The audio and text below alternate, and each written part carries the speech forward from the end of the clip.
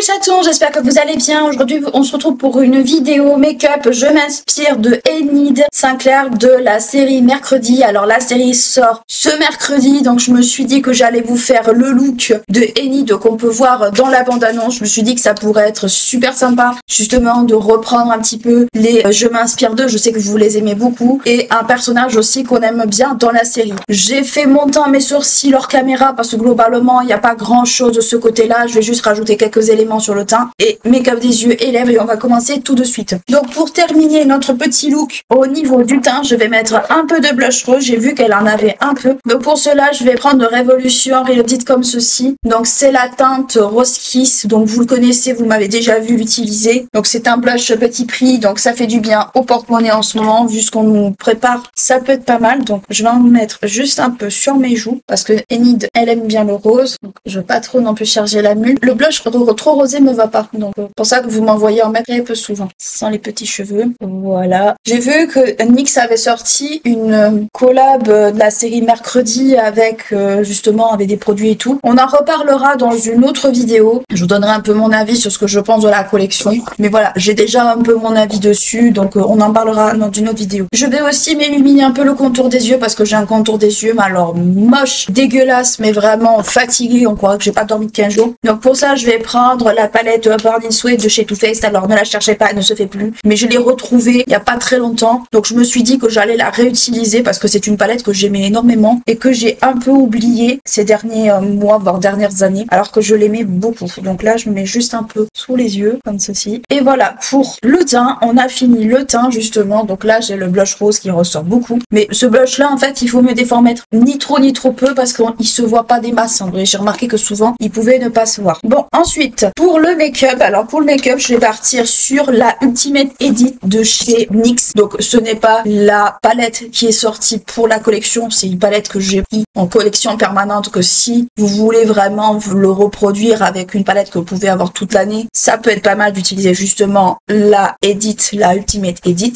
Donc je vais prendre des pinceaux. Alors, normalement je prépare toujours tout, mais comme j'ai pas filmé depuis plusieurs semaines, bah ça me fait un peu bizarre. Hop, alors je vous la remontre. Donc elle est comme ceci, c'est une palette de couleurs. Et on va partir sur le rose et le violet parce que c'est ce qu'elle a justement dans le look. Donc je vais partir sur le petit violet ici au niveau de la moitié. Ensuite l'autre moitié je le ferai rose. On va s'inspirer parce que sur la photo, comme vous pouvez le voir, on voit pas très bien. Donc j'ai décidé moi de faire un peu à ma façon. Je fais la moitié de mon œil. Vous pouvez prendre une palette plus pigmentée si vous voulez. Mais j'ai remarqué que le rose, tant le rose que le violet, n'était pas excessivement fort. Alors je suppose que pour ce make-up qu'ils ont fait à l'actrice, ils ont repris peut-être, alors j'ai vu les visuels de la lucarne, je pense que clairement c'est très inspiré justement de la fameuse lucarne. Donc vous avez le côté Mercredi et le côté Enid. Je pense très clairement que c'est vraiment très inspiré de ça. Mais j'ai très hâte, en même temps très peur de ce qu'ils vont nous faire pour cette seconde saison, parce que les fans, je sais pas si vous avez vu passer la polémique, mais les fans ont un peu râlé parce qu'en fait il y a 2 ans qui se sont écoulés entre la saison 1 et la saison 2 et entre temps l'acteur qui faisait Pugsley a grandi, ce qui faisait que Pugsley est plus grand que Mercredi. Alors je peux comprendre un peu la polémique parce qu'en soi c'est vrai que voilà, c'est peut-être aussi un peu long 2 ans pour justement suivre une série. C'est vrai que je trouve que ça fait très long, c'est peut-être pas l'idéal pour suivre une série, mais après bon, je suis partie du principe que Burton n'a peut-être pas temps libre pour tout ce qu'il voudrait peut-être faire, et qui plus est Netflix,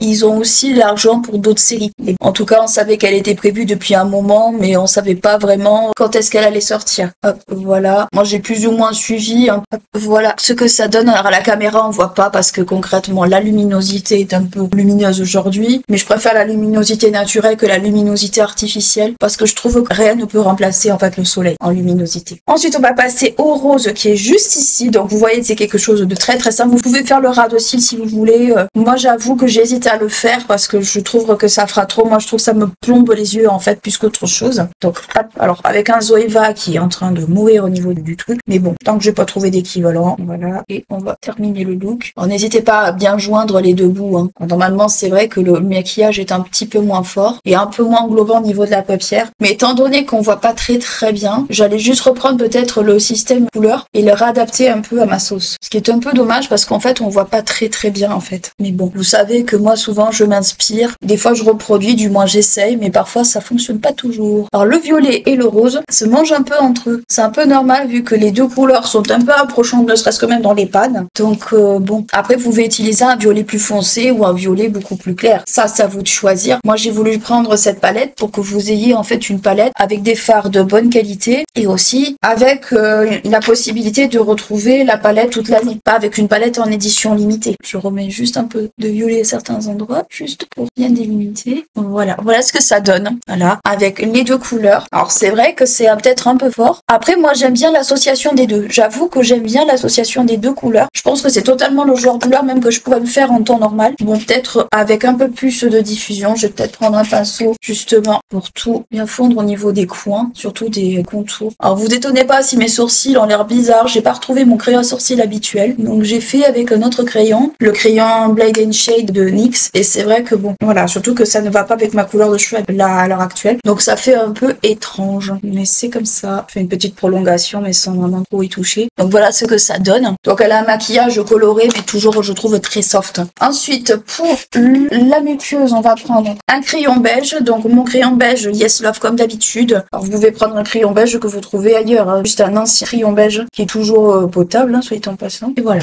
Voilà ce que ça donne. Voilà, sans chichi, sans prétention. Ensuite, pour le mascara. Alors, pour le mascara, moi, je vais prendre un mascara comme ça. Donc, je vais prendre le Max Intensité de chez Bourjois. Ça fait très longtemps que je l'ai pas retesté. Je voulais le laisser un tout petit peu vieillir par rapport à la formule. Donc, je vous remontre un peu la brosse. C'est une brosse un peu en sablier. Un peu comme on pourrait retrouver, par exemple, dans le Too Faced. Donc, voilà ce que ça donne avec une couche. Et il m'a déteint sur la paupière comme d'habitude. Bon, après ça, c'est pas très grave parce que je vais gratter après. Pareil, je gratterai après. Faut les sécher et gratter ensuite. Sinon, en fait, vous allez avoir du noir partout. Alors, ce qui est pénible, en fait, avec ce genre de zozo en mascara, c'est qu'en fait, il vous en fout de partout. Je vais voir si je retrouve mon goupillon habituel. Et mon goupillon habituel n'est pas là. Si, il est là. Voilà, je vais attendre un petit peu. Ensuite, pour les lèvres, c'est assez léger, en fait. Ce qu'ils ont fait sur l'actrice, c'est relativement léger. Donc, moi, j'hésite entre celui-là et celui-là. Alors, sachant qu'Enid est en fait assez jeune. Donc, je sais pas. Qu'est-ce qui pourrait aller? Là, c'est beaucoup trop flashy. Et ça, c'est parfait. Donc, ça, c'est beaucoup trop flashy. Je l'avais mis de côté en me disant que peut-être ça pourrait aller. Mais au final, en fait, je me rends compte qu'avec le make-up des yeux, ça fera vraiment too much. Ou too much, comme vous voulez. Et en fait, Enid, elle est jeune. En fait, c'est une ado. Donc, je me mets à la place d'une ado. Donc, je vais plutôt partir sur le Glittery Pink. Comme ça, le gloss que j'avais eu dans un calendrier d'avant de chez Nocibé. Que j'aime beaucoup d'ailleurs, se dit en passant. Et je me dis que c'est totalement le genre de petite couleur moi, qui aurait bien plu au personnage. Tiens, là, j'ai un bouton là qui ressort. C'est horrible. Alors, il est totalement transparent. Hein, je veux dire, dans la photo, il est beaucoup plus rosé. Mais le plus rosé que j'ai, je le trouve justement trop rose en fait. Je trouve que ça ferait trop en fait. Donc j'ai préféré rester sur quelque chose de beaucoup plus soft, de beaucoup plus joli et qui fasse vraiment make-up, oui, fun, mais en même temps très frais. Voilà ce que ça donne. Voilà pour le look final inspiré de Enid de la saison 2 de Mercredi. Alors oui, c'est vrai que ça ressemble un petit peu à ce qu'on retrouve habituellement dans la série, mais je voulais vraiment m'en inspirer parce que j'avais déjà fait un look Enid qui vous avait beaucoup plu et je me suis dit que j'allais refaire un look justement qui soit un peu